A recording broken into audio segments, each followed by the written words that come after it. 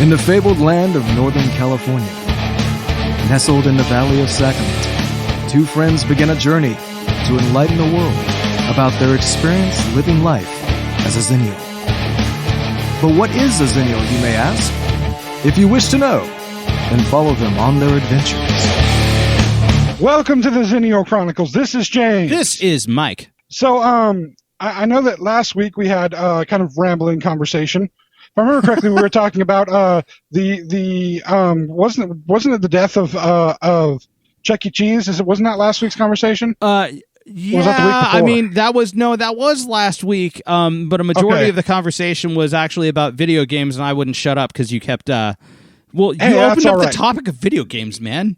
Well, and actually what's funny about that is the topic of video games last week is kind of what was the impetus for the idea for this week. So after we were done recording the podcast last week, we talked about the video game thing, and I was chastising Mike. Dude, just pick a single game, man. Just talk about a single game. Oh, see, but you put me on the spot immediately, and that's why I couldn't do it.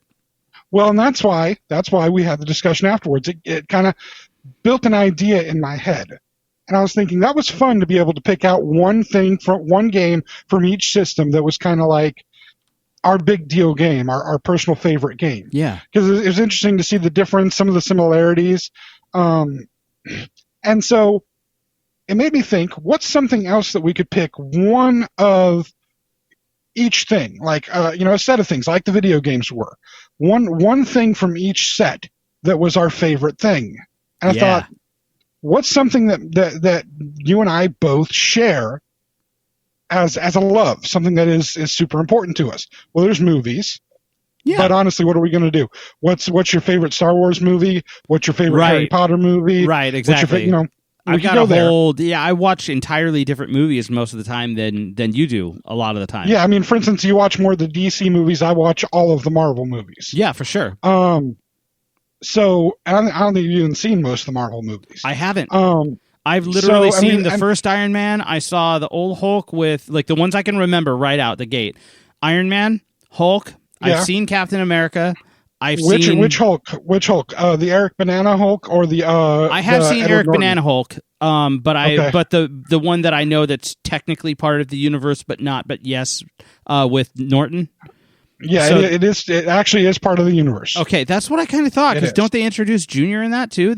Robert Downey is in the end credit to that, right? Robert Downey is in the end credits, and in fact, they make a reference to in Avengers, Iron Man is saying, Tony Stark is saying to Bruce Banner that he should come to the Stark Tower in New York. One of their levels is all R&D. He'd have a lot of fun doing it. And Bruce's reply is, last time I was in New York, I kind of broke Queens. So it's completely referenced. It is connected. Beautiful. But anyway, so as I was trying to come up with something, I realized that one of the biggest shared things that we have is music. I mean, the reason that you and I even started hanging out again after years of not seeing each other was because I showed up for a show that your band was doing that was local to me to be able to show up. Yeah. And one, I became a fan of that band immediately that night. And then two, we reconnected and started talking more. Yeah. And so I thought music is a way to go. And I thought we could pick a band or an artist that has a decent number of albums and maybe pick our favorite song from it. And then once that hit, it became the obvious answer. What's the one band that we share a love for that is my favorite band, and I believe maybe one of yours, if not your favorite band? And the answer was right there. Metallica. Oh, damn it. I was going to say Whitesnake. No. The amount of dead space there, I'm not editing that out. It's so long. I am. What's the guy's first name? David Coverdale, or what's his name? Know. I don't know anything about Whitesnake except for the fact that song, "Here I Go Again," is all over the Old School movie in multiple formats. The one thing I think I really remember. My wife admittedly is a fan of 80s hair metal, so Whitesnake is one of the things that she loves. Okay. I think it's David Coverdale, but Robert Plant actually referred to David Coverdale at one point as David Coversong because he couldn't stand him so much. So, I mean, if Robert Plant is giving you a nickname, and you're a lead singer of another band, you that's messed the level. Up in some way, this is the shape, level, or by the way. When you hear the words "David cover song" from a guy who made his career, and I'll Zeppelin fan, okay, Zeppelin fan, stealing lyrics music. from other artists. That in itself means it's that obvious. It's that bad. Yeah. So no. The obvious answer is of course Metallica. That's my favorite band. Absolutely. And I know it's in your top favorites, if not your favorite. I won't speak for you. No, but, it is. I would say that Metallica absolutely is my favorite band, for sure. Okay, of course. So we have thinking about it. Metallica has done a lot of live albums. Mm-hmm. Has done 2 full cover albums. A 5-song cover album and then a double disc cover album. Yeah. They've done a lot of outside things other than regular studio releases. So I figured the easiest way to do this was to focus on studio releases and the songs that they actually wrote and recorded as part of their studio releases. So studio originals. Studio original albums. Now, what that does entail is it's going to cut out a couple of, in fact, it's going to cut out, I believe, 7 total Metallica songs that are not on any full studio release album, and that would be the 4 songs on the Beyond Magnetic album or the EP. Right. So B-sides, deep cuts. Well, okay, there's album deep cuts, and then there's like extra outtakes because Beyond Magnetic is an outtakes album, so that doesn't count. Yeah, and there's stuff on Hardwired Self-Destruct that was things like Lords of Summer, which never was recorded. That's not what I'm including in the 7 songs, though. Lords of Summer was never fully recorded. It was just played live. Or was it? Was it recorded on that album? I have something I have to give you at the end of this show. Okay. But then I got the extra special crazy edition of Hardwired, and Lords of Summer is the opening on the 3rd disc. So did I, yeah. So it is a that is a fully recorded version, yes. Okay. And then there's like cover on cover on cover. That's they go past that and then a live show. So I guess we're looking at 8 songs because Lords of Summer wouldn't be included unless you made that your Hardwired choice. We'll find out later. I did not, but I will tell you, I'll give it away. I did not, but yeah. Okay. The other ones would be I Disappear from the Mission Impossible 2 soundtrack. Oh, that's right. Movies. Okay, I didn't even think of that one. I'm just going strictly with the albums themselves, right? Yeah. Okay. Well, and that's one that appeared just on the Mission Impossible 2 soundtrack and on Blockbuster advertisements while we worked at Blockbuster. So I made it a point to replay that video over and over and over again because that means I got to listen to Metallica at work. That's great. Which was awesome. And then the 2 songs on the original Symphony Metallica concert, No Leaf Clover and Minus Human. Yeah. Those only appeared on that album. They were never released as studio album stuff. So those songs were off the table for this, again, as was all of their cover stuff. So what we're looking at is a total of 10 albums, right? Yeah. Did I get the count right? Total of 10 albums. Yeah. Yep. And 1 song from each album that we feel is our favorite song. For whatever reason, we feel it's our favorite song. It's the song that we feel is the one we'd listen to the most on the album, the one we put on a mixtape if we still did things like that. And as I was going through the weekend, I was going through the albums thinking about the different ones. I will admit there were only 2 albums that were actually difficult for me. Only 2. Really? And I'll talk about them when we get to them. Okay. But it occurred to me that while having those 10 would be great, it'd be really good if we could turn this up to 11. Because, it's better if it can go up to 11. That was, I remember I gave you shit with that when you pitched that to me, by the way. I sent you the message saying, hey, look, we can pick 1 extra song. It doesn't matter which album it's on, just 1 extra song that we feel the necessity to pick because either there were 2 songs we couldn't decide over on an album or whatever the reasons are, and we can give the reason, but we can have 1 extra song pick that's just an extra one of like, hey, this one means too much to me. I needed to pick the other one, but I also needed this song. So what we're here to do today is to give you James and Mike's favorite 11 songs, basically, from the Metallica albums. With those rules set up. Has to be 1 from each album and 1 bonus song. So it's would we consider this a TXC top 20 or is this James and Mike each top 10 kind of a deal? If you want to consider it a James and Mike top 10, it's more about sharing the Metallica love. Because let me tell you something right now. We should do more of these with like other subjects and stuff too. I agree.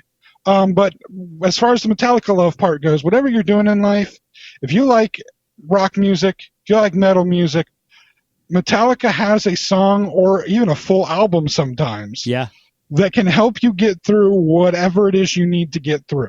Doesn't matter what's happening in your life. You could be happy, you could be sad, you could be angry, you could be angry more. There's a lot of angry that can be involved with Metallica. But anything that you're going through, you can figure out a Metallica song, or somebody who's a Metallica fan can figure out a Metallica song that can be the soundtrack for what you're dealing with. And maybe we'll give you some insight into what our personal soundtracks for Metallica are today. So, Are you ready to get started, sir? I am. We are going to go in chronological order. Good, because that's what I wrote my list in. Just because I think it's appropriate to go in chronological order. Oh, good. So, we're going to start with their first album, Kill 'Em All. Yes. Quick question. Uh-huh. What was the original cover art supposed to be for Kill 'Em All? I do not know that. It was actually a toilet with a knife sticking up through it. Oh, was that one supposed? Oh, okay. So I've seen those T-shirts, and so it was originally supposed to be called "Metal Up Your Ass." Yep, it was supposed to be the "Metal Up Your Ass" album. Fantastic. I thought that one of my favorite like random facts. I'll throw out a random facts before we kick this off. One of my favorite random facts that I read in Maxim magazine. It was confirmed by the guys because it was like a bunch of different interviews and stuff. It was like before Saint Anger came out. They were like at each other's throats for a while. But one of the things that I always thought was funny was that Metallica's official name was almost Thunderfuck. Yes, that is true. It's something that always like threw me off for a loop, man. This is the weirdest thing.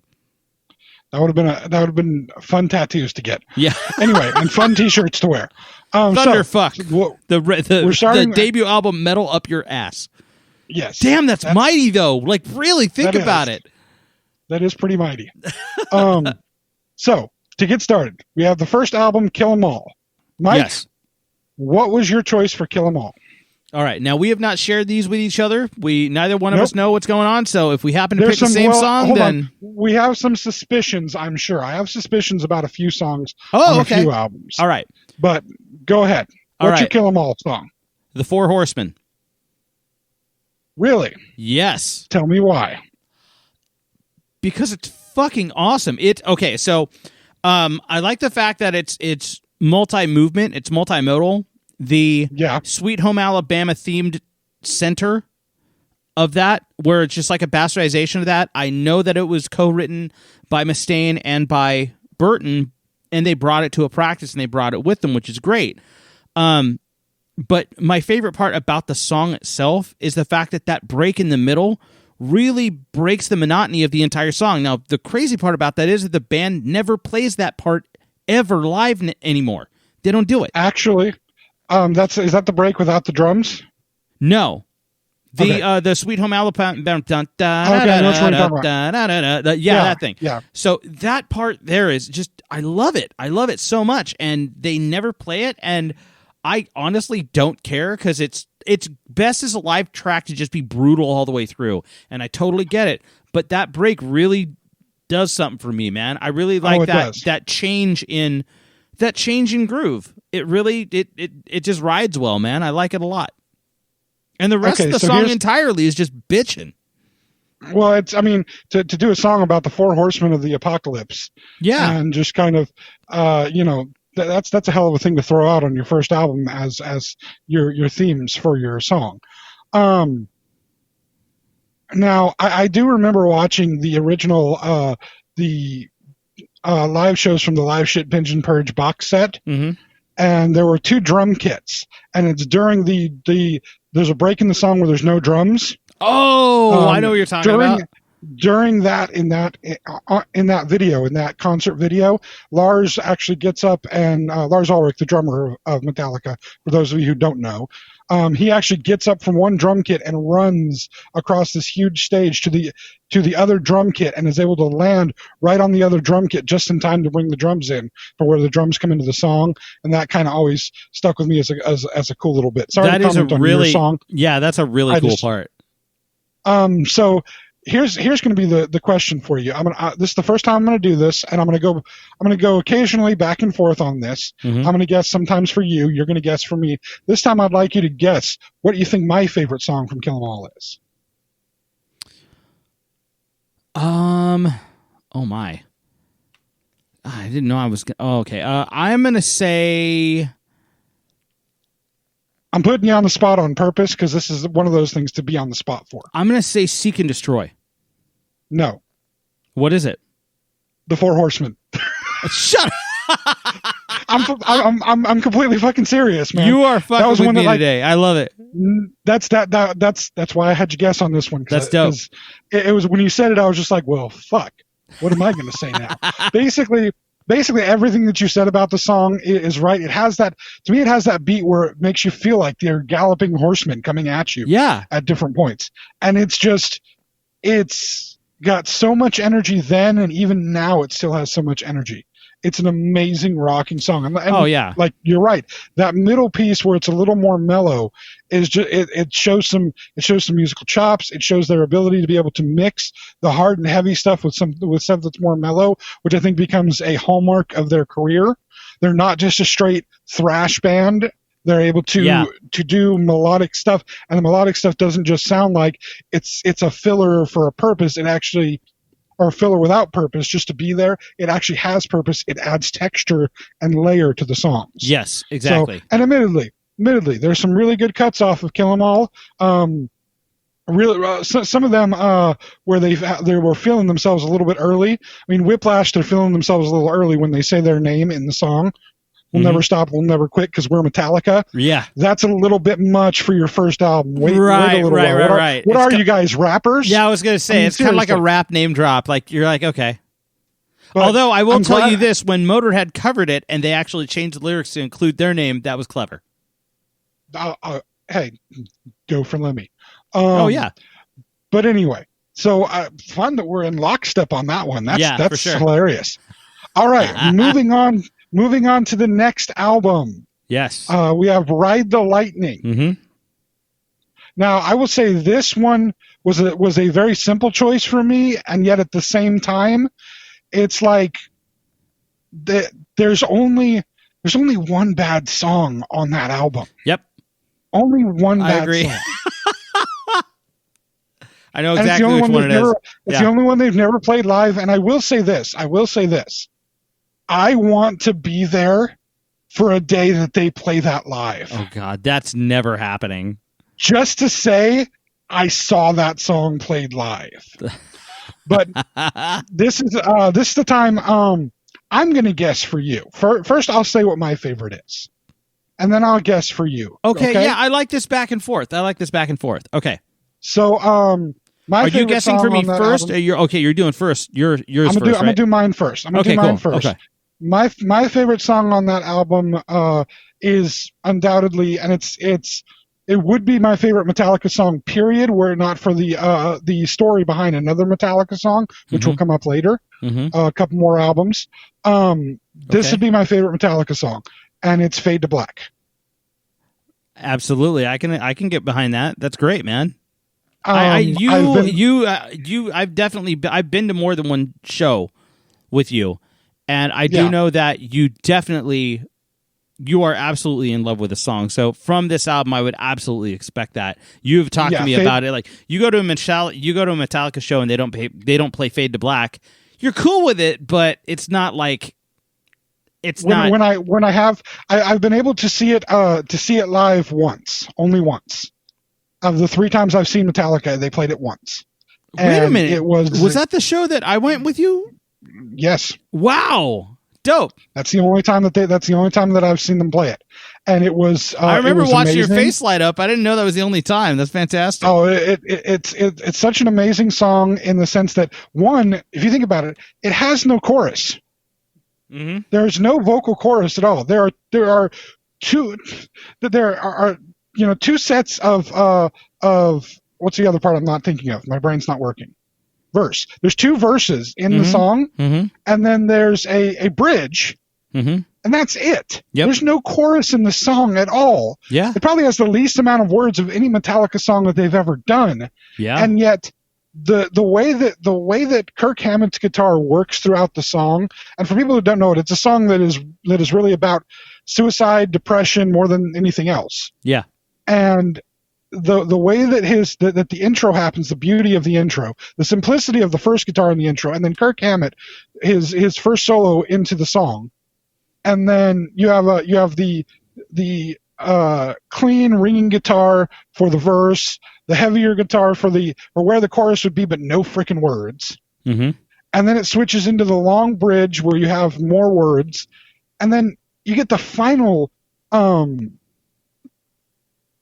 guitar solo, and it's so evocative to me. I can picture somebody in their head, or in my head, going through the motions of wanting to commit suicide, getting up to the point of committing suicide. And the beauty of the song is the solo crescendos, but it doesn't stop. It comes back down, and there's still more solo as the song leads out. And well, the thing is, you don't get an answer. Well, no, I feel like I see there's an interpretation that you can individually have, and my interpretation is they get right up to the moment of taking the pills or putting the gun to their head or shooting themselves up with something. At that peak, they're right at the moment, and if the guitar stopped, the solo stopped there, then I would see them they did it. They killed themselves. Right. But the fact that the solo crescendo, it does this thing going down, and it keeps playing out. And with energy keeps playing out. It doesn't like just die off. It plays out with energy. It's like he stopped himself. He didn't commit suicide. He found a reason to keep living. And that's why, as dark as a song as it might be, to me it's always been uplifting, because it's that moment that you get to your lowest moment and you find a reason to keep going. Wow. You find a reason to move on, to keep moving on. And that's what that song's always meant to me, is that every time I've been in a dark moment or felt really bad, that's what I listen to. And some people will be like, dude, that's telling you to commit suicide. You want to fade to black. You want to be done. No, this is telling me that you get to that moment and you find the thing to keep living for. Wow. That's what it's always brought for me. Wow, man. That's deep. Now, for me guessing for you.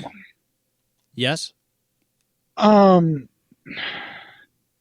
going to say Bells, For Whom the Bell Tolls. Actually, no. And I was torn. I almost chose Bells. But there's this track that I had to take myself back to when I was in high school. I know what you went with. What? Call of Cthulhu. Yep. I played that song. I remembered the first time I had a portable CD. I would do chores in the house and stuff, and I would just loop Metallica on CDs on portable all the time. The first time I had a portable CD player that had the capability of track repeat, I put that song on over and over and over and over and over again. There's just so much richness and depth to it. And the fact that you do not have words to tell you the story makes the song deeper. Instrumental. Yeah. And I will tell you this, I am a sucker for instrumentals. Straight out. I love them so much. Okay. So we know which one Mike likes on the next album. Yes, you do. You do. Absolutely. And you know the one that I like on the album after that. Things get tossed up after that. But interesting. Yeah, things get tossed up after that, and I listened to those albums, the more recent albums, with a completely different mindset. As someone who does, audio production and that kind of stuff, I listen to it in a musicality considerate mindset and a production considerate mindset, where I listened and heard things I never freaking heard before with so many of these songs. We're gonna have to discuss that. Yeah. but anyway, so I get you with Call of Cthulhu. That's an amazing instrumental piece. Yeah. I loved it when they did it with when they did the original symphony show back in 2000, 2001, whenever the first one happened. Yeah. 99, 2000, where they opened with Ecstasy of Gold, which is what they typically open with. Yeah. Which they're not playing usually. It's just a recorded track that plays. That's Good, the Bad, and the Ugly music, in case anybody doesn't know what Ecstasy of Gold is. It's also the Modelo beer advertisement music. It's really annoying whenever I'm watching TV and I hear the Ecstasy of Gold start, and immediately I'm like, Metallica? Oh no, it's just Modelo beer. God damn it.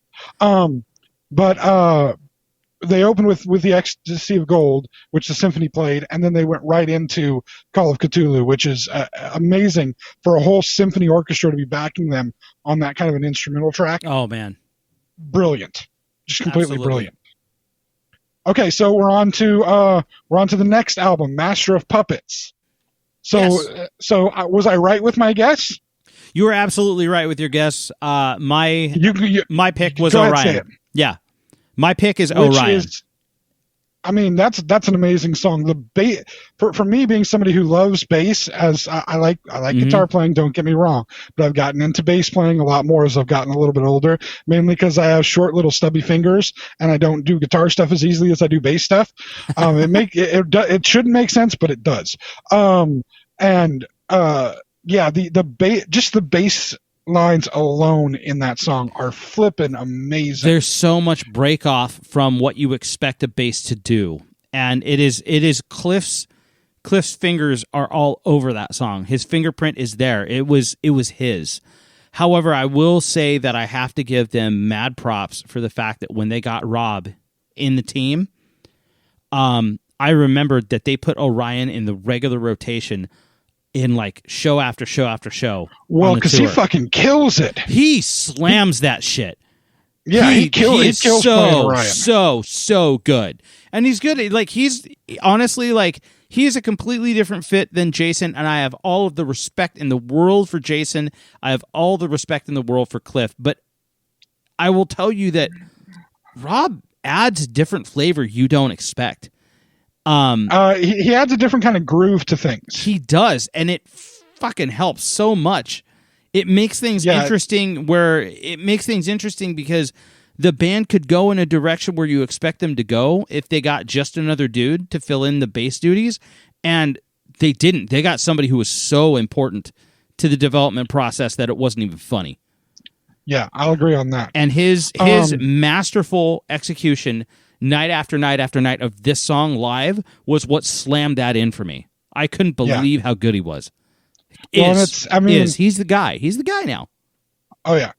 And see, I ran into the same problem with Master of Puppets that I ran into with Ride the Lightning, except slightly different.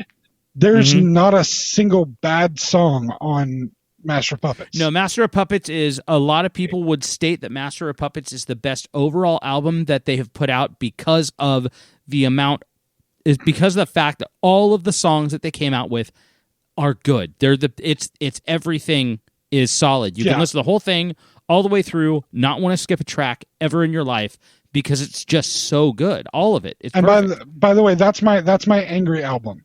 When I'm angry and frustrated with something, I blast Master of Puppets because it starts heavy, it ends heavy. It's got a little bit of lull in the middle, but this one I knew the song, but at the same time it could have been any song off of this album because they're so good. But the song that would have to be my favorite off of this has got to be Sanitarium. Oh, yeah. If you want the appropriate name for it, Welcome Home, Sanitarium. Yeah. Oh, yeah. Sanitarium is fantastic. Absolutely. Again, another one where the guitar solos help tell the story. They make you they can put you in the moment and make you feel the anxiety and the emotion that's running through what the lyrics are trying to say. And that's always a big thing to me. I remember years ago you and I had discussion about guitar solos for me have to be an organic piece of the song. It's not just music, guitar solo. It has to be something that feels like it's a piece of the story. It's telling the story just as well as any other part is.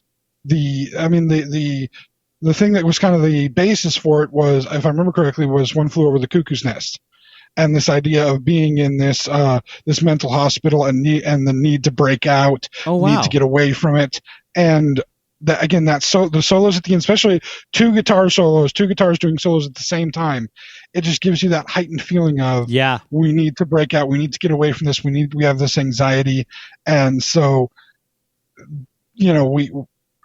just again the energy, the emotion, is kind of the thing, and I need that from a guitar solo.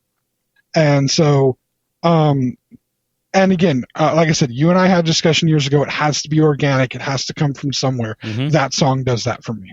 Totally. All right, we're at about break time, so we're going to take a break since we've covered the Cliff albums. Okay. Okay, that's a good spot. That's a good spot to kill it. We'll to kill it. Really? Too soon. Still. No, that's not what I meant. 30 years later, 40 years later, whatever, still too fucking soon, man. Anyway, terrible. We're gonna take a break. We're gonna take a break right here. We'll be back in just a minute, and we'll go over the other 7 albums that need to be taken care of. Sounds plus great, our man. bonus song. Ooh, yes. All right, we'll be back in just a minute. All right. Hey, friends, this is Mike from the Xennial Chronicles reminding you to subscribe to our YouTube channel. You can also follow us on Twitter and Facebook at Xencron, spelled Xenchron, to keep up to date on all things TXC. And please check out our official website, thexennialchronicles.com, or if that's too much to type, Xencron.com. Thanks again for listening, and now, back to the show. And welcome back, everybody. So we covered the Cliff Burton albums. For those of you who don't know, Cliff Burton was Metallica's bassist for the first 3 albums. Yep. And sadly, during a bus accident in Europe, I forget exactly which country it was in. Was it in Sweden, Denmark, something like that?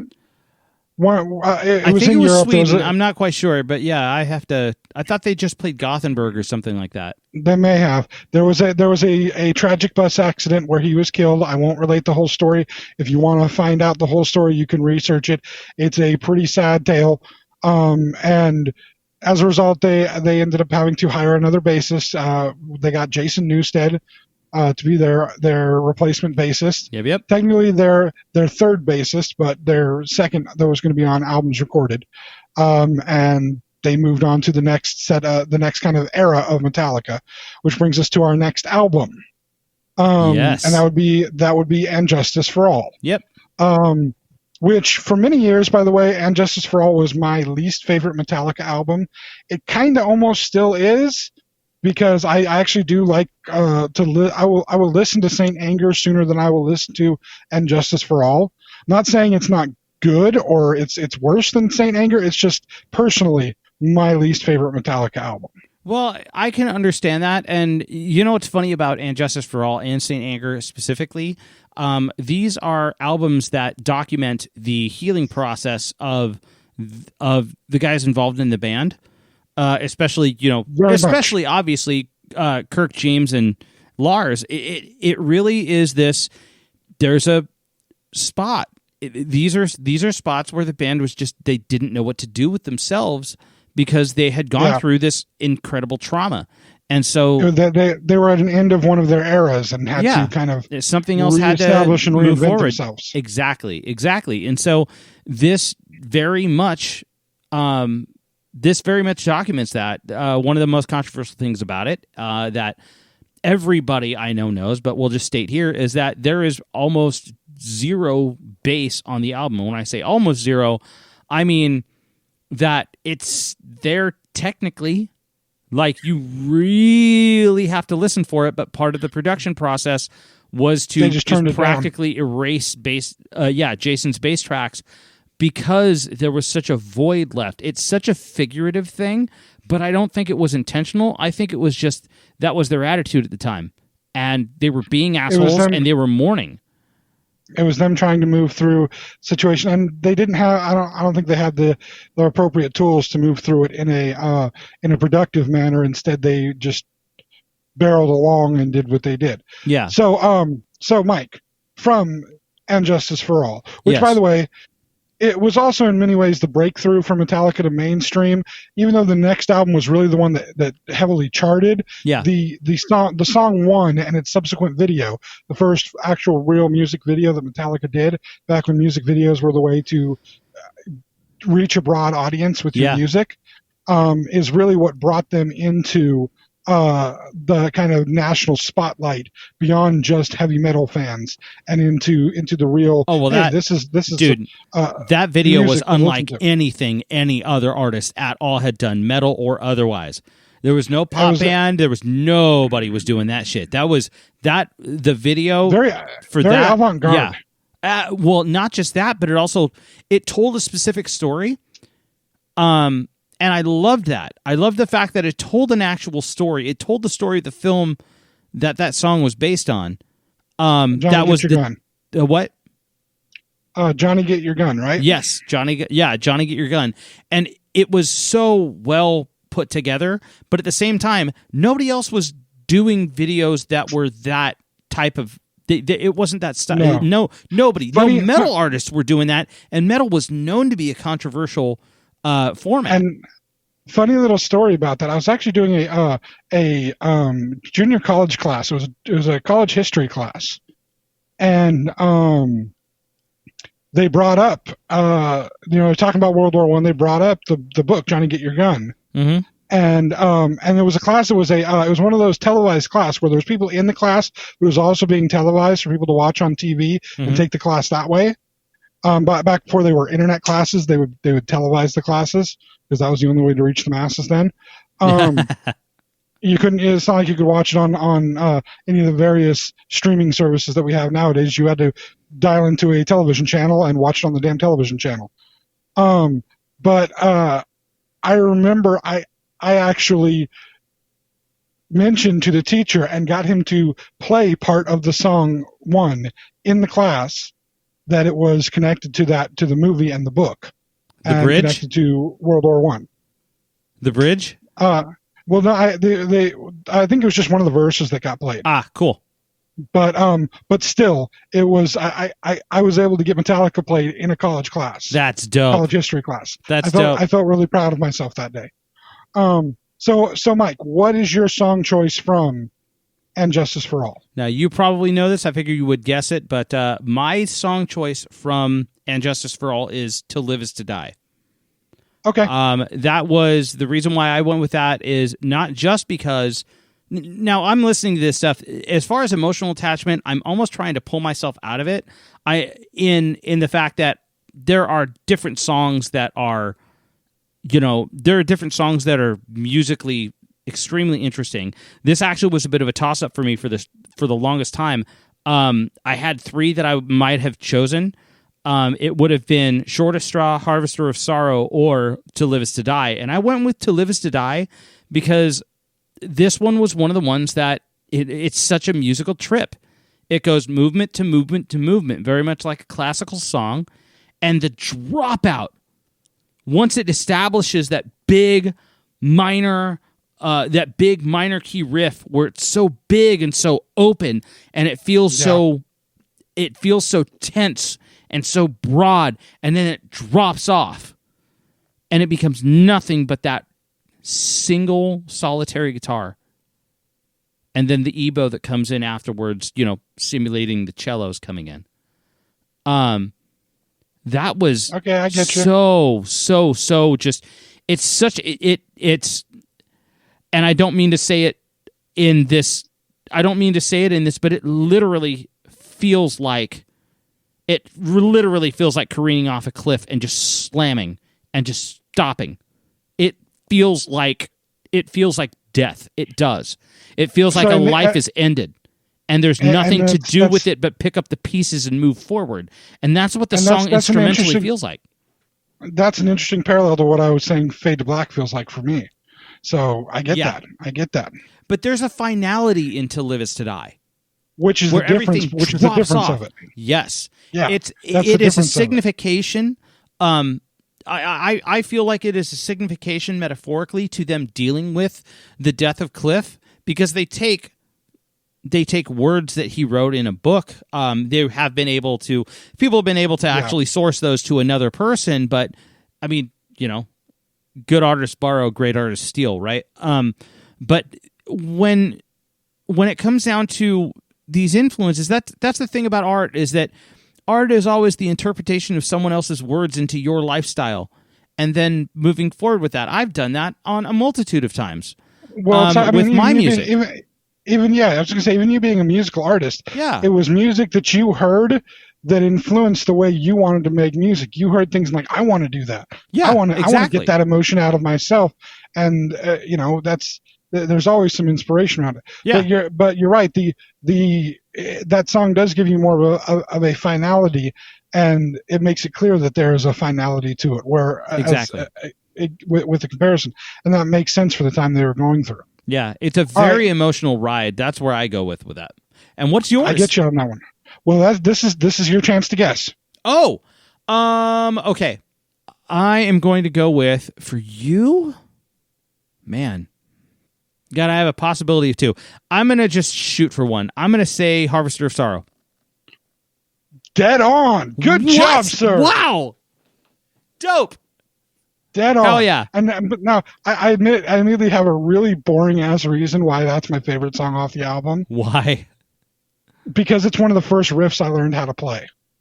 Oh, it's a killer fucking riff, though. Oh, it is. It is. And it's a fairly easy riff to play. Yeah. But it's easy to play slow. It's not as easy to play exactly on time, but it's a fairly easy riff to play. And it's just, it was one of those early riffs that I learned how to play for Metallica. And it was kind of one of those people, when I was learning how to play guitar, they were playing a Metallica riff. They always wanted to play Inner Sandman. Right. It's like, look at me, I can do Inner Sandman. I was like, well, yeah, look at me, I can do Harvester of Sorrow.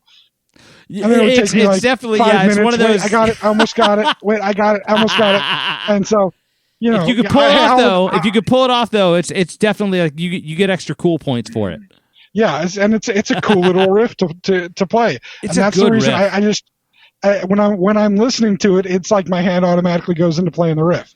And so when you do that automatically, it's not just like I'm playing air guitar, but I'm literally like thinking, this finger here, that finger here, pull off, do this, do that.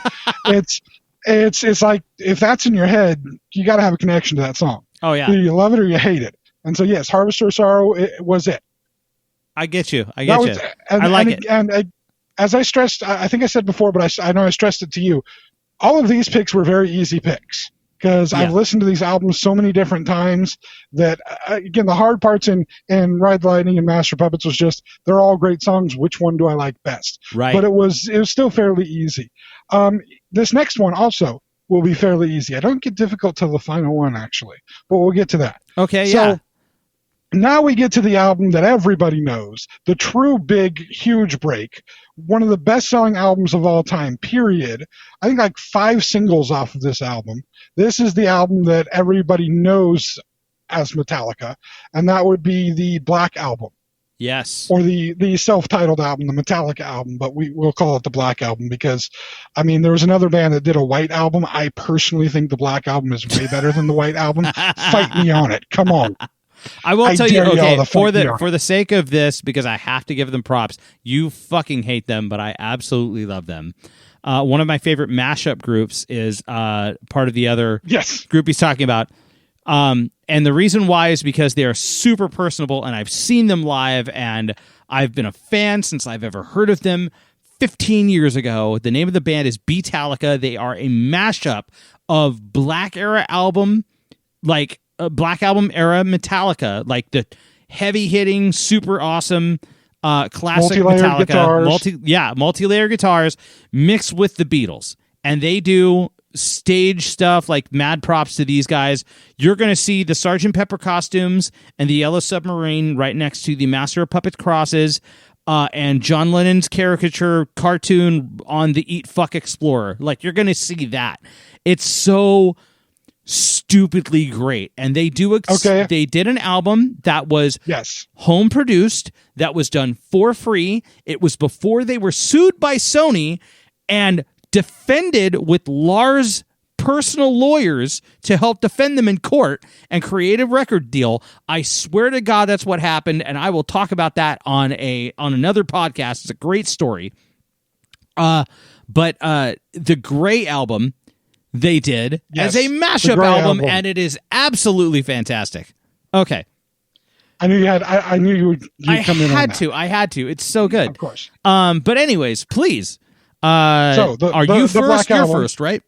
I'm going to go first on this one here, and the thing is, with the Black Album, if you know me, you should know automatically what the answer is for the Black Album. I do not have a choice as to what my favorite song is on the Black Album. And the reason I do not have a choice is because it was the song that played as the first song that I danced with my wife on the day that we got married.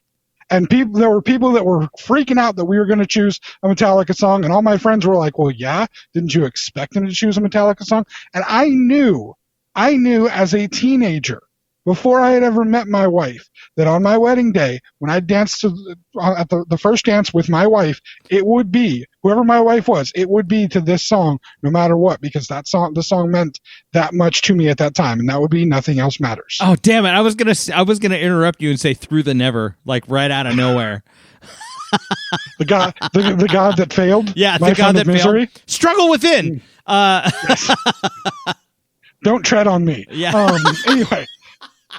We're just throwing out song names here, but it has to be. There's the no context is sad but true. The context could be so terrible. Enter Sandman. Guess what I nicknamed Sandman? No. Anyway. Oh, great. I mean, anyway.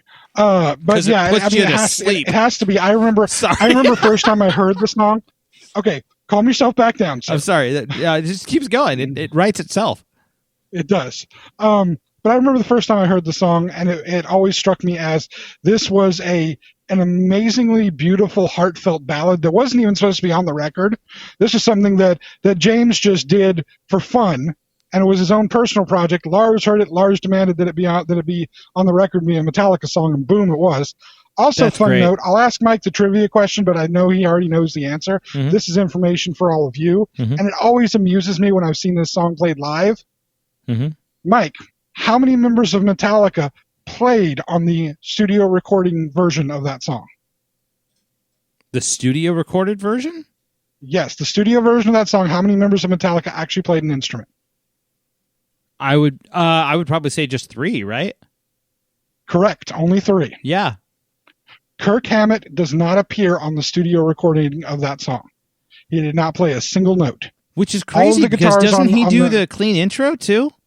He does the clean intro now live, which is great. Live, I think that's fantastic. Yeah, live he does a whole bunch of stuff to it. But on the original studio recording, James Hetfield is all the guitars. That's awesome. Yeah, there's a certain chunk to it that you hear out of his tone that makes sense.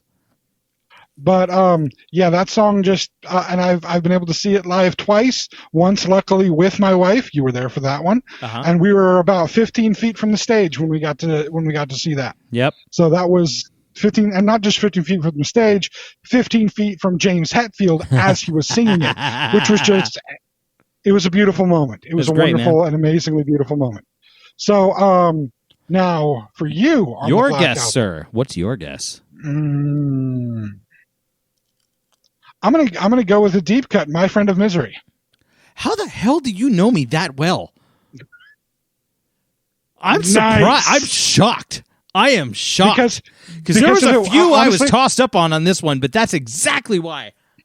Honestly, that's the one.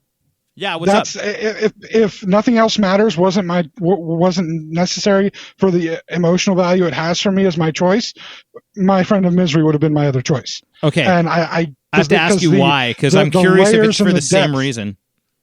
Huh? I'm curious if this is for the same reason. Well, the bass intro is freaking amazing. That's true, and I do like it. Just and then there's the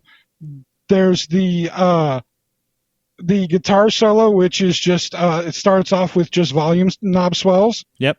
Which I love, and is actually it's something that carries over to what I believe is Metallica has done a few things with some of their music. They have actually done songs on different albums that are related to each other. Now, some of them are easily known for their relation. In fact, on the Black Album, there's the first Unforgiven, which there are other Unforgivens, Unforgiven 2 and Unforgiven 3 on later albums.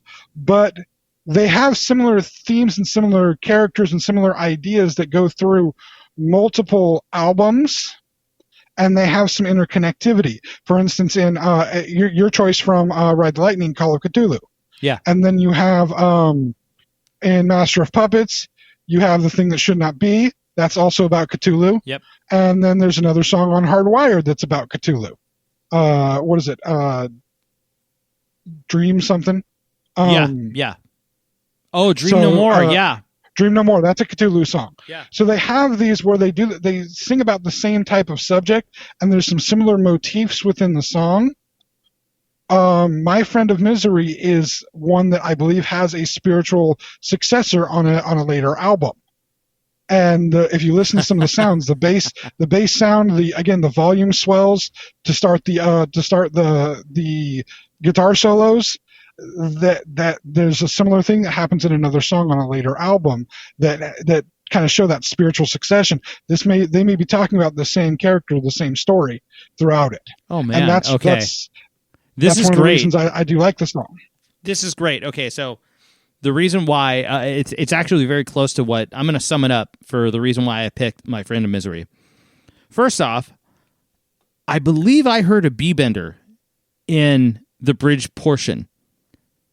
There's no way to play that song, that clean riff in the middle, cleanly without a B-bender. It's impossible. It sounds like a Telecaster. I believe that's a B-bender Telecaster. Now, I don't have a confirmation on that. But you know what I'm talking about, right? Before it goes into the solo? I saw them play it live. Really? Which part are you talking? Are we still talking about the volume swells? No. I'm talking about the clean guitar that backs it. Oh, okay. There's the way that I know like that bend. That's impossible on a guitar without bending the string up before you hit it and bring it back down. But the problem is that he plays that note clean and then bends it down like he hit the fret and then bent it back down. B-benders can do that, but most conventional guitars can't. You have to bend it into place in order to do it. I thought that was really, really, really interesting. And then on top of that, with the volume swells that you're talking about and the fact that it has multiple movements and it has such a drop-off, I consider this song to be a very proto-Load album song. This is like where they started experimenting with stuff they came out with, which, by the way, if there's any of you guys that don't know this, James and I are in full agreement that we absolutely love the Load sessions. Like, those were the albums that actually came out while we were in high school, and they're so good. Well, we're about to get into that album, but I'll say already that Load has been and always will be my favorite Metallica album, period. Wow. You know what? I have been finding... I'm not saying it's the best. Yeah. I'm not saying it's the best. Master of Puppets is still the best. Right. Load is just my favorite. I can understand that. Personal favorite versus which one is like the penultimate one is completely different. I can acknowledge that Master of Puppets is a better album. Right. But that's not the one that gives me the feels. You know what I mean? I get you. It's funny because... Except the angry feels. I get the angry feels. Well, the angry feels is what it's about sometimes, man. But yeah, that's where I really I sat and really listened to it, and there's so much going on in that track that's so open and big and lush that you don't expect that amount. Now, this is one of the most, I would say, produced albums. A lot of people consider it to be overproduced, but they don't understand what that actually means.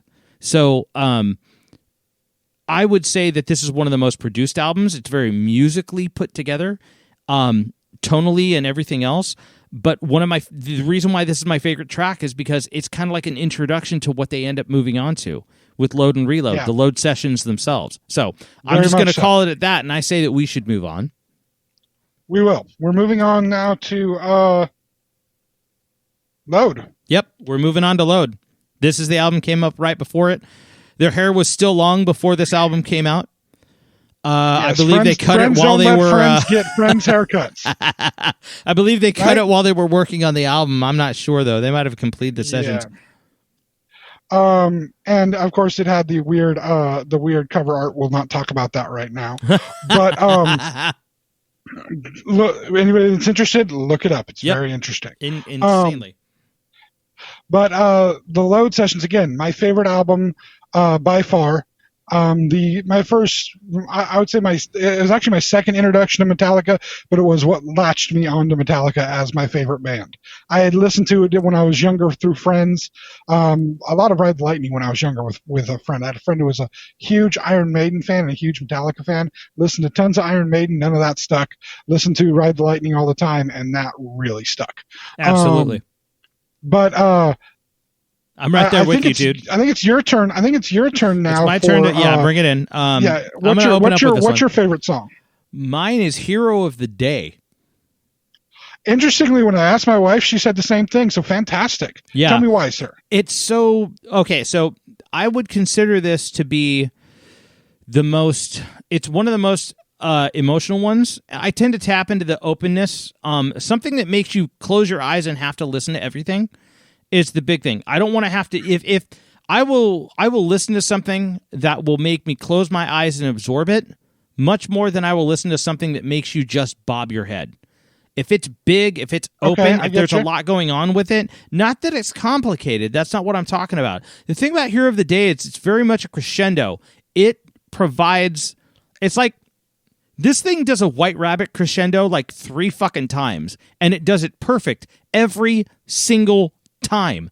That guitar solo and the progression of the song, especially the guitar solo, it's so right in the pocket, and it makes so much sense to be there.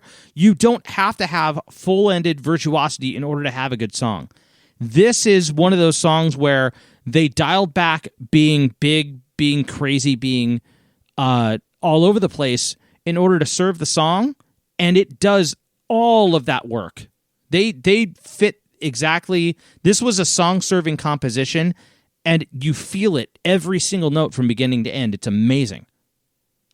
Well, I mean, I would say something, but you said everything that needs to be said about that song. No, why, thank you. It's beautiful.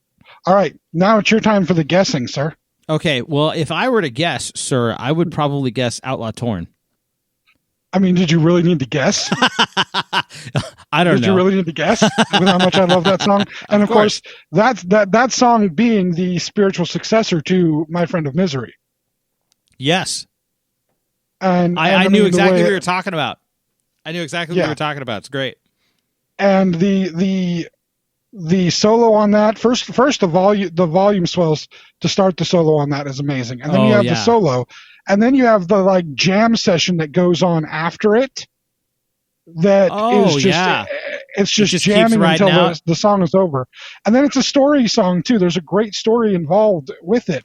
It's just beautiful and epic and sweeping. And that song has inspired more things in my brain than any other thing, except for maybe Star Wars, that I've come in contact with in my life. This song inspired ideas for stories in my brain. I created my own Outlaw Torn and what his adventures would be. I remember you telling me about that years ago, 20 years ago. We went back and forth. Yeah. You told me about that so long ago, and I always thought that would be a really, really, really cool idea. And then it got stolen by a bunch of people. What? Well, part of the original concept that came with that was people in the same frame of a shot moving at different speeds. Oh. One person would move at one speed, one person would move at the other speed, and they fast enough to where they could literally dodge bullets. This idea I came up with in 97, 98, and then in 99 I went to the movie theater and saw The Matrix. And as we're watching the bullet time sequence, my buddy Rob looked over at me and was like, "Dude, that's exactly what you're talking about." I'm like, I know. My idea was a little different of how to achieve it, right? But still, it was basically kind of what I was talking about. It's like, well, crap, they came up with it before I did because this movie's been in production for years. So, hey, at least I got my finger on the pulse somewhere. It's just not, not quite there.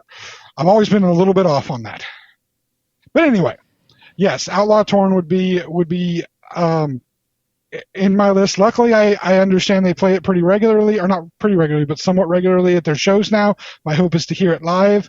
When we went to go see the symphony production at the theater, and the version of it there was just fantastic and amazing. It was amazing. I love that song so much. There was actually a lot that they did that, by the way, if there is any chance, I don't know what they're planning on that release, but I have seen it twice.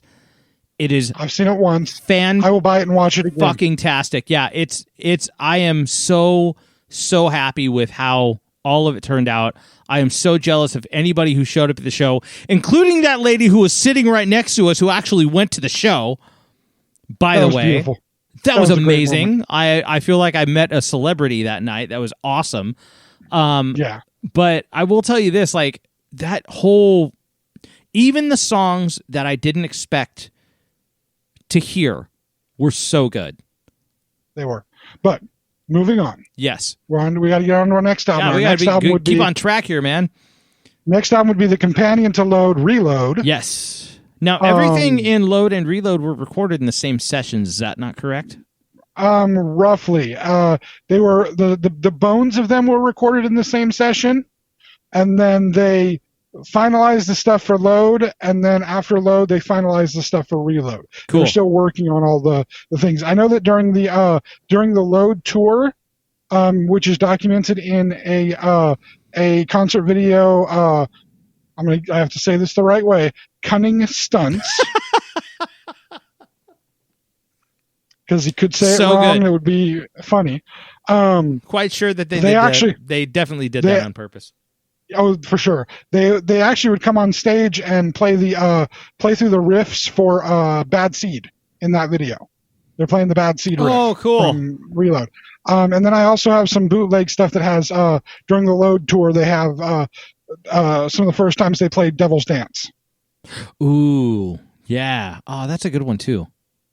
So, it's my turn to go first, right? It's your turn to go first, and then guess me. Okay. I'm going to surprise you on this one, I think. Maybe, maybe not. Okay. My favorite song off of Reload is Fixer. Really? Yeah. That's funny. The whole voodoo setup, That's really funny. So yours is Fixer as well. Mine is also Fixer. Damn it! Is this the first one where we... No, this isn't the first one where we picked the same song, is it? No, it was we did that with Horseman too, right? Horseman, yeah. Horseman as well. We got one so far. I mean... Wow. But, dude, I love it. It's a beautiful song, isn't it? It's badass. It's so... First off, lyrically, it's absolutely fantastic. You have the voodoo theme, but the voodoo theme about... He uses the theme of voodoo, but the song is about... it's being about an abused child, basically. Yeah, being an abused child, and then triggers of it's about encountering triggers of child abuse in trying to develop a relationship and heal yourself while trying to move forward. It is so fucking deep, and I couldn't I really sat and listened to it and read the lyrics in front of me, and I almost cried. I was like, oh, this is way different. And there was a few of them that I was really like, I was going between that one. I was going between Where the Wild Things Are, and I was going with I was looking at Wild Things and Slither, and there's a lot of good songs on this album. The guitar solo on Where the Wild Things Are is so dude. It's I don't even have words to describe it, but I love the hand puppets storm the beach, fire trucks trapped out of reach, that whole back and forth. Amazing song, thinking of the idea of kids going off to war. Yeah. You know what I mean? Yeah. And too young to be out there doing stuff with using literally toys as the example of it. It's an amazing imagery. But yeah, total spiritual successor to Heroes, to Disposable Heroes. Disposable Heroes, yeah, I get that for sure. But Fixer, you're right. The chorus alone, if I even think of the chorus, can you heal what father's done? Fix this hole in a mother's son. I mean, it's just like, oh my God, I'm getting goosebumps just talking about it, because it's just so full of emotion and and regret for what happened in childhood, and no more pins in me to get me away from this. It's just like, to break free of this. It's so beautiful. I mean, damn, I knew you had good taste. I really did. That's great, man. It's such a good song. It's so good. And the fact that it was the closer really just ends if you listen to Load and Reload all the way through as a double album of sorts, it's like a triple or quadruple album. There's so many fucking songs on both on both albums. Oh yeah, they're so long. But that one with the opener, just with the opener being. Ain't My Bitch and bringing it all the way through, you've got Outlaw Torn. It does work its way out like a double album. It really does. And Fixer is just such a good ender. It's so good. And now we move on. Now we've ended we've come to the end of the Jason Newsted era of Metallica. Yes. And have moved into this is album the Bob Rock era. Technically, this album had Bob Rock playing bass on it, but it opened the door for the true era. This is the album that is documented. The making of it is documented in what was the documentary? Some Kind of Monster. Some Kind of Monster. Which is a track from the album, and it's a hellacious album, thought by most people to be the worst Metallica album ever. It has its problems and its flaws, including the complete axing of any guitar solos at all, period, and the crappiest drum sound ever. But it's still a Metallica album, and we still need to pick a song from it. And okay, so I will say you're this. first on this, and you're first, and you get to do the guess. Yes. Okay. So to open this up, my first catch on this is. Saint Anger is much less of an album than it is a therapy session. And if you watch the documentary, you will get a better attachment to the understanding of the songs because there's so much that was done. And I will tell you this. Metallica is pretty much hands down my favorite band of all time. But, James, I'm going to break away from you for a second on this. Uh-oh. Because the best song that was ever written from this era of Metallica came from Megadeth. And it's so nasty. And it's not on this album. It's not my pick. And I don't know if you've even ever heard it. But it's really, Megadeth. I have not heard it. It's really, really good. It came out on The System Has Failed. And I'm going to give a nod to it right now. It's called Something That I'm Not. It is worth anybody who understands the issues and the dichotomy with what happened between Dave and Metallica, especially. It is a hate letter to Lars Ulrich, specifically, at this time. In this time period, that's when the song was written. And it's worth listening to understand all of this. What happens in the documentary is there is a therapy session.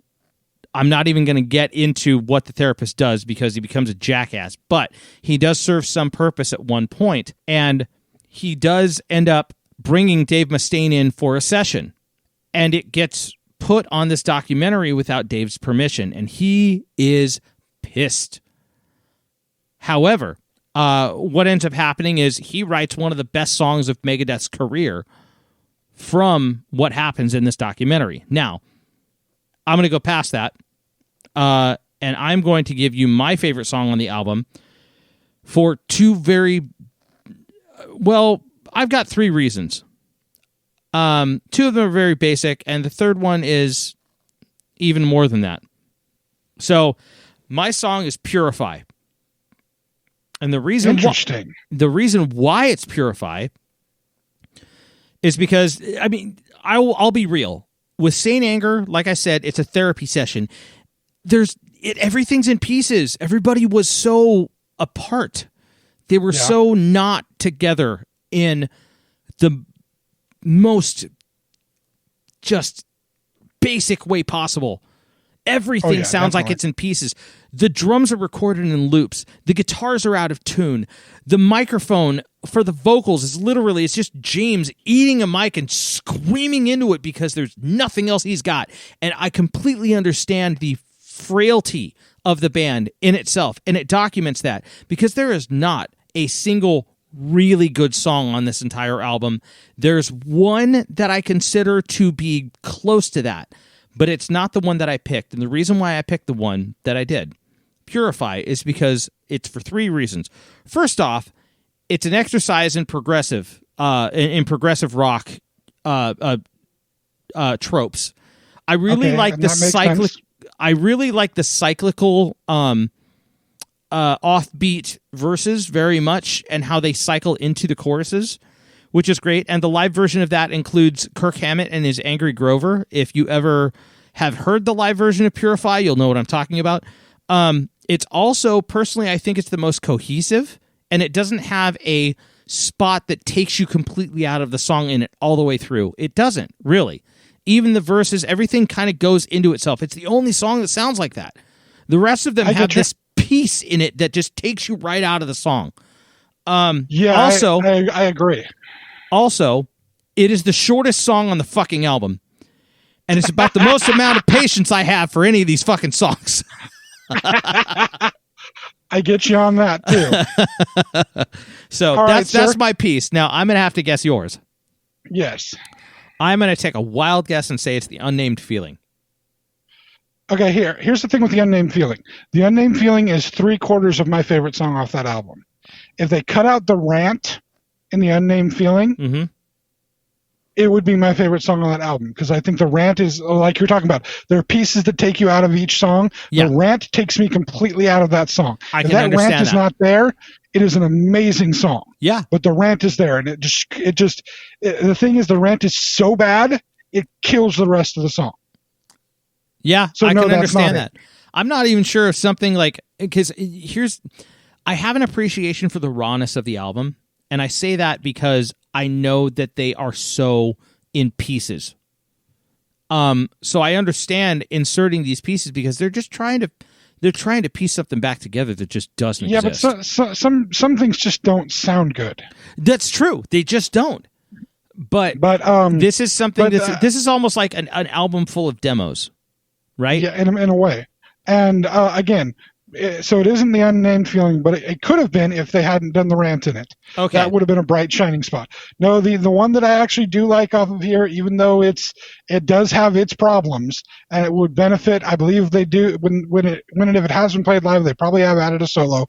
I don't know if they've ever played it live. Sweet Amber. Really? Yeah. Okay. And part of it is because I can get behind that. I can understand part that. Part of it is because in the documentary you actually see the formulating of that. Yeah. Stab your back so you won't stab mine. Yeah. That is part of a conversation they have that, and James is like, ooh, that could be a cool line. And the song forms off of that, which I find very interesting. Yeah. To see the formation of the song. Yeah. But just kind of that concept of it is the idea of get the other person before they can get you. I kind of like that concept. Yeah.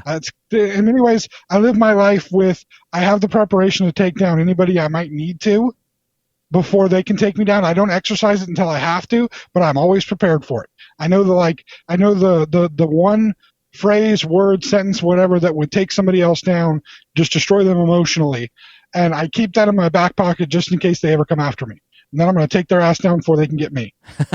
So I can understand that. That's kind of my love. That's kind of my love for that song. I'm not saying it's a good song, but it's definitely my favorite off the album. That's great, man. Okay, I can get behind that. That makes sense. Now we move on to the next one, the first one in the Trujillo era, in the fully recohesed Metallica, I would consider.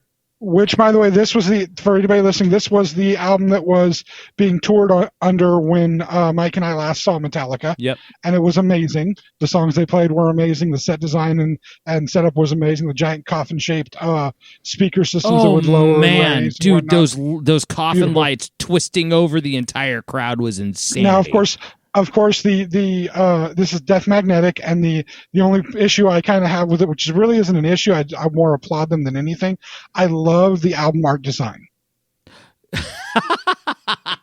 Now, most people will see it as the magnetic shavings that look like they're in the shape of a coffin, but I'm sorry, it looks like a woman's crotch, and that's a beautiful thing. I knew you were going to go there, and ever since you pointed that out to me, dude, hey, it straight up looks like a vagina. Mike, yes. I go there as often as I can. Although I will tell you this, the design of the book and the design of the album itself, where it's layer upon layer upon layer, is really cool. I have the physical copy of the album. What? I have that version of the album. They even did it with the book in the plastic casing CD version. I actually happened to see it. I was in a used record store. I was over at the Cave, which, dude, if you're in the Sacramento area, go to the Cave. The Cave is the shit. Just wear your mask. Yeah. Believe me, they will make sure you wear your mask. Yeah, you don't want to make the guy in charge of the Cave mad. He's a big guy. Hell no. But he's not somebody you want to make angry. But absolutely. Anyway. Okay, so this is your song, right? Your first pick on this one? Yes, I'm the first go on this one. Okay. And it's another one of those that's part of the kind of the sets of songs. Uh-huh. And it's the best of them, in my opinion, and that would be Unforgiven 3. You know what? I kind of thought you were going to take that one, and I did not choose that one. But I understand. It's a beautiful combination, amalgamation of Unforgiven 1 and 2, and yet it's its own separate story. Again, it's got a story to it. The idea of being lost and out at sea, not being able to find your way, being unforgiven as a result of that, and then again the imploring to be forgiven. Right. You know, it's not just about being unforgiven, but at this point, finally, they're imploring, forgive me. Yes. But here's the key. It's not about somebody else forgiving you. Why can't I forgive me? Yep. Oh, damn. Yep. Absolutely. Dropped on you. It's about you being able to forgive yourself. It's all been self-inflicted the whole time, man. And that's kind of it's the culmination of the story. It's the finishing of that story of saying all this time that you've been unforgiven, it's not from somebody else. It's been from your own self, and you need to be able to get past that and forgive yourself. And just the beauty of that, the way it ends off with it starts off with kind of the clean melody, the piano playing, and it ends in such a similar fashion. It's just a beautiful story within the song itself, and a beautiful finish to the Unforgiven story. I absolutely agree. I mean, on a fairly heavy album, it's the only song that's ballady at all, but it's just such a beautiful, beautiful song. Yeah. Okay, so I have to guess for you. Yes. Damn, this is hard. Is he going to go for the almost instrumental, or I'm going to say you're going to go for one of the kind of thumpers. All Nightmare Long. You nailed it. Really? You nailed it. Seriously? I was tossed up between a few of them, but I went with All Nightmare Long. No shit. Okay, so I'm going to go through a couple of the other ones that I really liked. Okay. Suicide and Redemption, just as an instrumental, doesn't quite kick it for me. Okay? Okay. It's a good one. It's good. I'll listen to it. I like it. But it's not one of the ones I'm just like, yeah, this is one of the ones that I like really attach myself to. I want to remind you, you're still supposed to only pick one song. But I know. Judas Kiss was also great. I like that one. Cyanide was one of my favorite opening riffs with the SOS riff. That is bitchin'. But All Nightmare Long is my jam for two reasons. First off, that's the open string. Oh my god. Oh yeah. Yeah. I love the fact that if you've ever seen the music video for All Nightmare Long, if you have not seen it, you need to fucking watch that shit. That is amazing. Animated zombie thing, right? It is not just that. It's based on a old Russian propaganda film.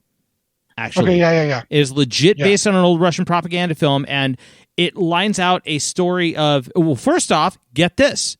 Lyrically, I found out today because I looked it up that it is actually Lovecraft inspired. I did not know that. So there's another one to go it's with another Lovecraft Cthulhu song. Stuff.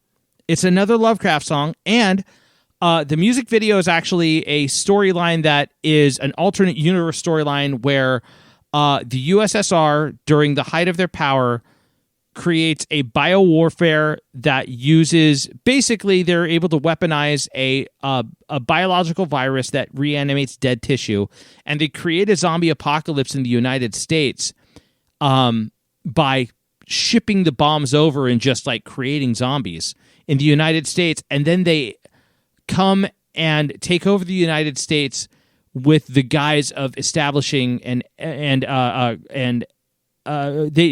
come with the guise of providing humanitarian aid. But yeah, cartoon zombie. It's kind of cartoon zombie. It's a mashup between like this vintage propaganda video meets some CGI zombie movie meets. Dude, it's Resident Evil, but if it came from the Russians, it's such a cool story. Yeah. It's such a cool alternate universe story. It's great.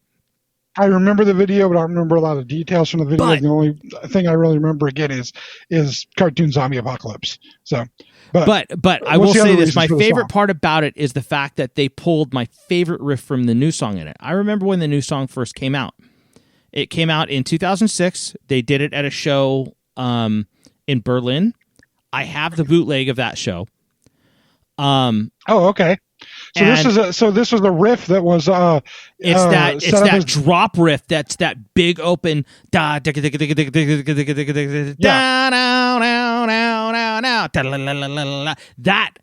riff. As soon as I heard it, I'm like, that's my song, and they put it right in the middle of the album. They did it on purpose. I love it. Ladies and gentlemen, the musical stylings of Mike King. Yep. Yeah. But I get that. I play faster with my hands. I promise. I can actually play the riff. That's what she said. Well, and I walked right into that one. I apologize. You did. But it is definitely that most of the riff is that single open string. And it's just the speed of your pick hand being able to move across that open string and let it just resonate back and forth. Oh, it's amazing. I freaking slaved over that riff so much to make sure I could play it right. And the first time I heard it, I was like, I have to learn how to do this. This is so good. And it's not surprising as your song choice. I knew it probably had to be one of the kind of heavy banger songs in that album. Yeah. And that definitely is one that just kind of punches you in the teeth. Yeah, absolutely.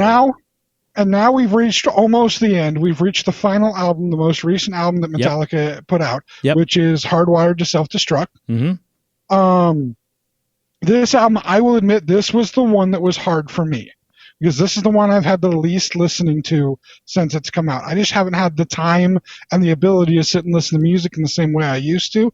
So I haven't had the time to listen to this one as much. And so this week I actually spent listening to this album over and over again. Wow. Because I hadn't really developed a favorite song on it. Okay. Which, by the way, so happy listening to it. I have other discussions I want to have with you about the album because I noticed so many beautiful and wonderful things in it. Being able to listen to it and really, the only times I listened to it before, I was kind of doing housework and not paying attention to it. I actually got to really pay attention to the album and solidified the song that I was pretty sure that I liked. But it again was more of a how do I want to say it? Just enlightenment to me more than anything else. Cool, so man. You get to go first, though. Oh, I get. Oh, that's right. That's right. I go first on this one. Okay. All right. So, now, did you know that for the entirety of the album, the actual, I don't know what version you have. I have the full 3-disc. I have the one that's got the 3 discs. I have the big version. So you have Lords, you have Ronnie Rising, you have the Maiden stuff and all that. Okay, cool. Now that being said, the actual 12 songs that are on the album. Did you know that there is a music video that they produced for every single one of them? Yes, I knew that. Did you get to watch them? I watched half of them. I haven't had time to watch all of them. Okay. And the ones that I watched were amazing. Okay. Every one of them I've seen so far are fucking phenomenal. But there is a personal favorite one that I love, and that's the one I'm going to go with. My song choice is "Man Unkind," and interesting. It is, dude. The whole thing is so good. Like, don't get me wrong. There are songs that I like that have that jammy type of Metallica thing. But the thing is "Man Unkind" sounds. It doesn't sound like a Metallica song in the middle of all of these other conventional-esque sounding Metallica songs. "Man Unkind" really opens up something that they had never done before at that point. You do have the sludge, you have the groove, you have all that stuff that they've done, especially with the load stuff that we both love. But the thing is it's bouncing on this riff that doesn't sound like it should fit, but it does. And then what they do is they play with that and they add beats in these sporadic areas that fit in with the lyrics that become completely outside of that. And then the video. Holy shit, the video on this one. It's amazing. Absolutely amazing. Don't tell me about it. Have you seen that one? I've not seen the video. No, I've not seen it. So I will link this to you afterwards. It is, I will tell you this. It starts as a local underground metal club show. That's all I'm telling you. Because everything else, it goes apeshit and it goes awesome. Like, it is way outside what you think it's going to be. It's so good. It's a local metal club show. Like, great. It starts as a local metal club show, and everything you think would start, it starts with all the cliches. And it's so fun to just start looking at, and then shit goes haywire, and I love it. And I'm not going to tell you anything. About it. I'm not going to tell you anything. About it. Anything more. All right. So now I have to guess yours. And I'm tossed up between two. That's kind of the point of what we've been doing. I'm tossed up between two, but I think I'm going to do, I'm going to guess that it's Now That We're Dead. That would be close. Very, very close. Oh, okay. It was a toss-up. It was a toss-up between Now That We're Dead and my actual other choice. What's the other one you were thinking of? Murder One. No, it's definitely not Murder One. Damn, okay. But Now That We're Dead, that was pretty close into it. It became two songs that were the toss-up for it. Okay. What was the other one? My actual choice? Uh-huh. Man Unkind. Ah! Oh, man, you haven't even seen the video yet. Oh, get ready to fall in love with this song, dude. But you're right.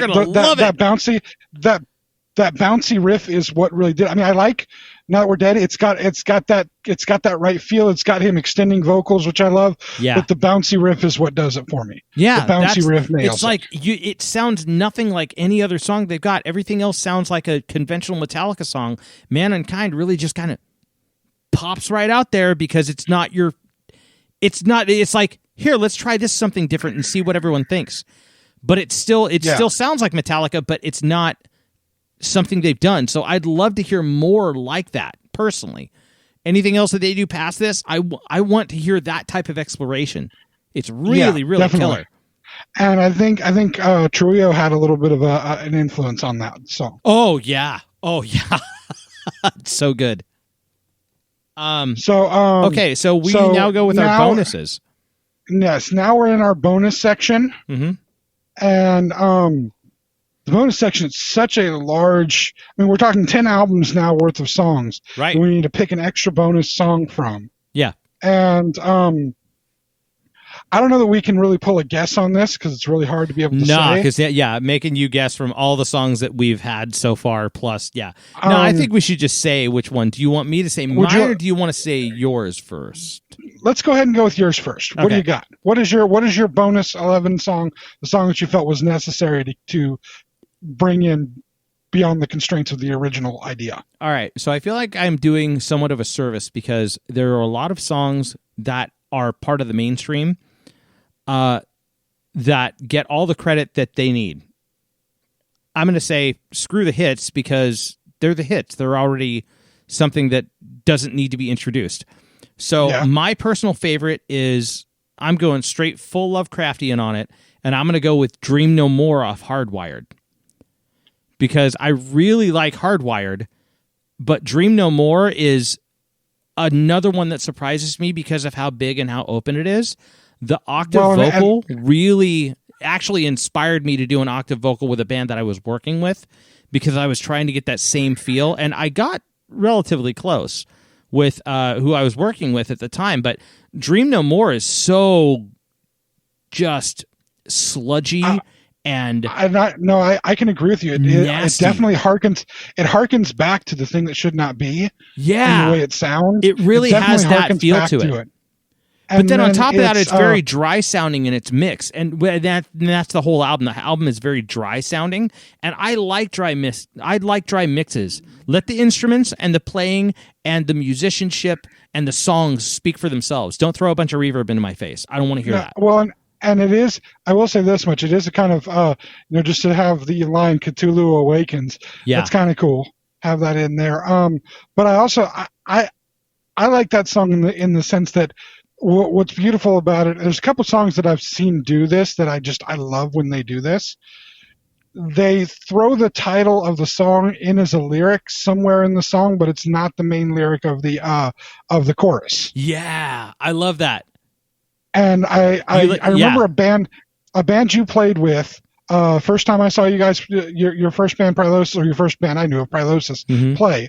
Band you played with, they were more of a little bit more bubblegum than definitely what you guys were. Yeah. More trying to be getting the women as the fans as opposed to getting everybody as the fans. Right. But they had one of their songs that was a lighter song for sure. Mm-hmm.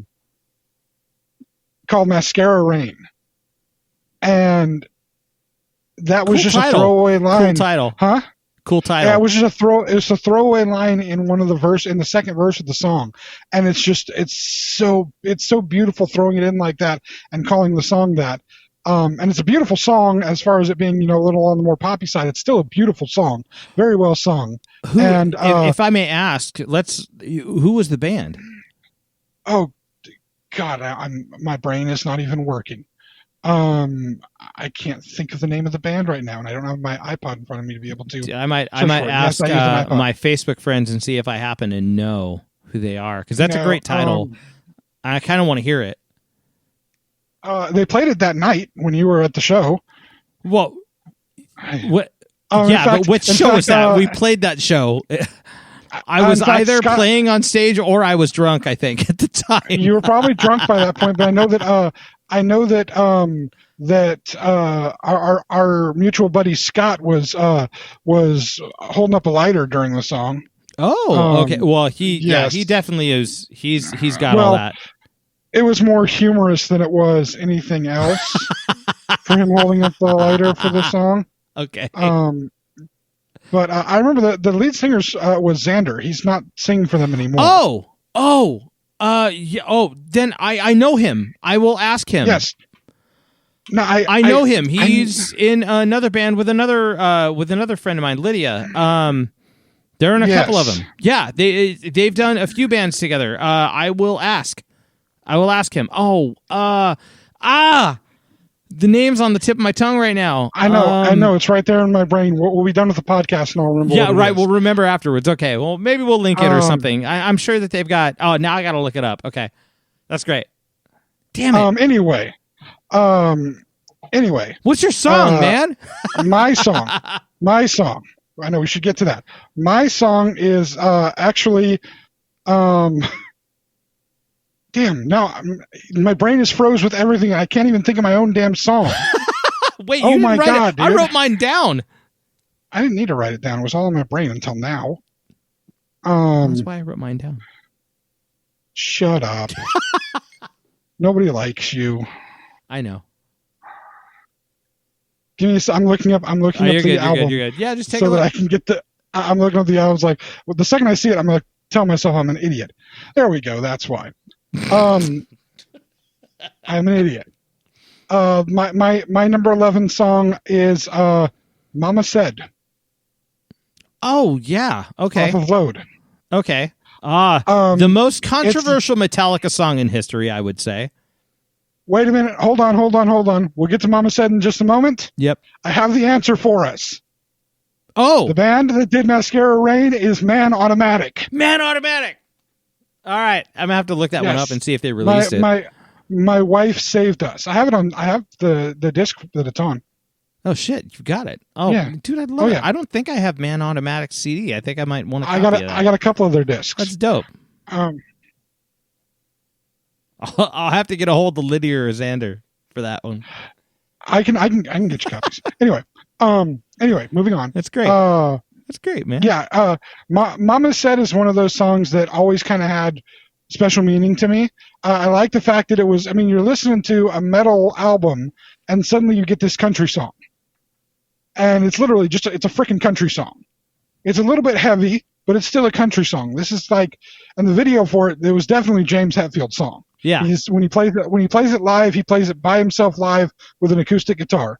It is the first Metallica song because it's done in acoustic, or it's done in chords basically. Most of it there's a lot of acoustic guitar in it and clean guitar in the majority of it. It's the first Metallica song that I actually learned how to play from beginning to end.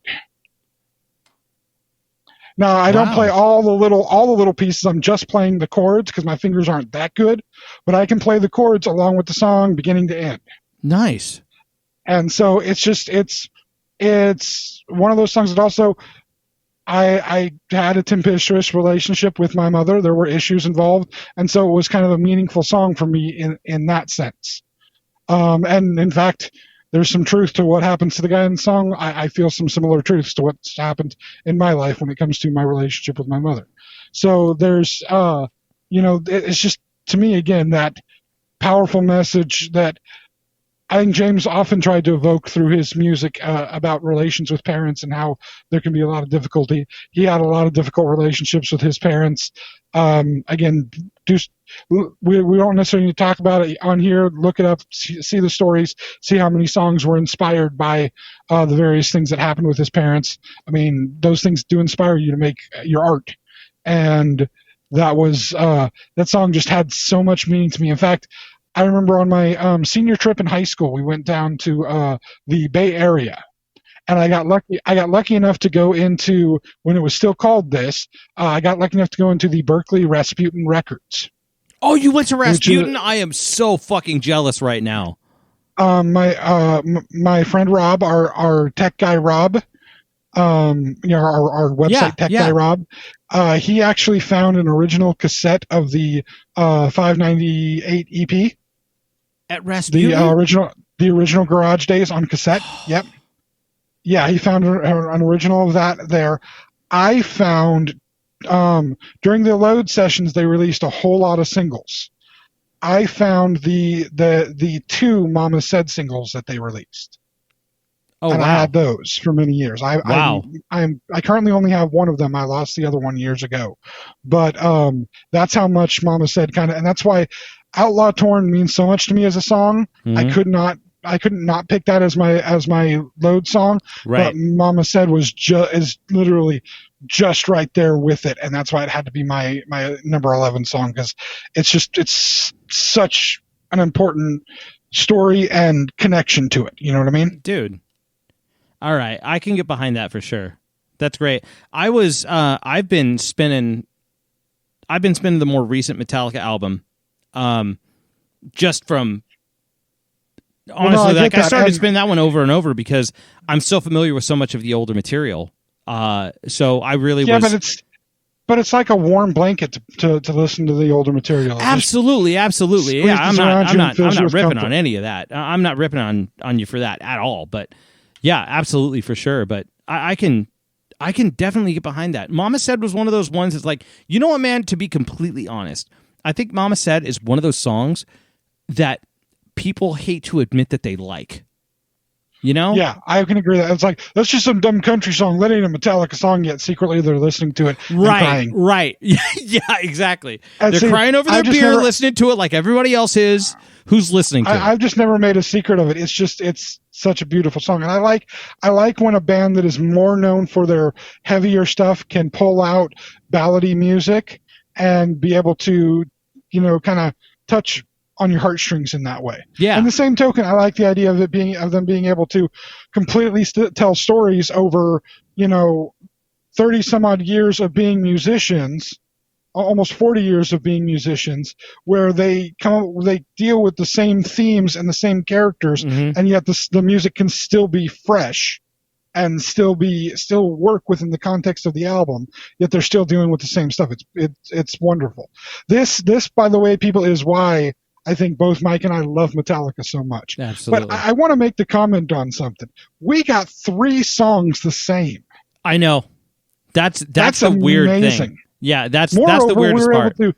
Moreover, there was some pretty good guessing happening up in there. I'm shocked. I'm shocked that we actually did as well with each other very well. I could say the same for you, sir. Yeah, definitely. Well, that's cool. That's why we're the friends we are. But anyway, we're at the place where we need to end. We've gone on for long as we usually do. Mike, of course, forgot the assignment and still did multiple songs per album instead of just one. Well, that's the video game fiasco. Sort of, not really, but not really. But not really, but yeah, but not really, but yeah. But I have a problem making choices, man. I get it. It's a great band with great songs. It's hard to choose just one from each album. Yeah. And here's the thing. I'm hoping we inspire you. If you're a Metallica fan, listen to your Metallica again. If you're not a Metallica fan, give them a try. There may be something there for you. I mean, again, if you like country music, there's Mama Said. If you like more ballady stuff, check out something like Low Man's Lyric. That's a nice kind of ballady song. That's one that I spun over and over for a little while too. That's a good one. There's various. If you're a fan of aging British female singers that smoke a whole lot of cigarettes and once slept with Mick Jagger, check out Memory Remains. Well, if you don't get that joke, just put, sir. Check out Memory Remains. But speaking of her, I'm very glad that she's actually okay. Yeah, she did. She ended up contracting, coronavirus, and she survived. Which is shocking with the amount of cigarettes that she smoked throughout her lifetime. But hey, things can happen. Hey. But anyway, point being, hopefully we've given you some insight into our love of Metallica. Maybe it inspires you to have a deeper love or a brand new love for Metallica. It's a beautiful thing. It's a great fandom to be a part of. And I mean, anytime when you can share the things that you love with other people and give them the opportunity to find out about them, I think that's a wonderful thing. Sharing increases the joy, right? Absolutely, yes, absolutely, man. So Mike will do our normal shtick at the end of the show. Where can people be listening to us talk about the things we love? You can listen to us at thexennialchronicles.com or zencron.com, spelled Xenchron.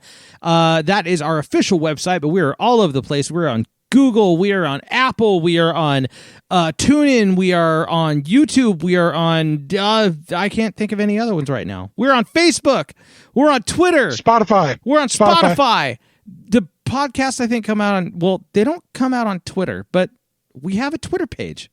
And we've also got a Facebook page and a YouTube page, and you should follow us on every one of those. For Facebook and Twitter, I believe, follow us at Xenchron, Xenchron, and look us up on YouTube on the Xennial at the Xennial Chronicles. Just search the Xennial Chronicles. You can find us there, and on our YouTube page, we have our entire archive, and you can comment on this podcast as a video. Please comment your favorite Metallica songs and why. We'd love to hear some feedback on that. We also respond to these comments as well. Unless you're a bot. We don't respond to bots. Yeah, screw the bots. Bots are stupid. Yes. But please, tell us what Metallica songs you like. Hell, tell us another band that you would like us to talk about their music. Oh, yeah. Because we do know a bit about music. So just a little bit. We'd be more than glad to talk about it. Absolutely. Anyway, thank you for listening. Oh, one more thing. Hold on. Speaking about that YouTube page, make sure you subscribe and hit the bell. Click the bell. Click the bell. Because then it does the thingy whenever we get new stuff that comes out. And then you know, and you can listen. That's good. Yeah. Anyway, thank you for listening. And we will talk to you again next week. Have a good one. Thank you for tuning in, friends. The journey continues next week.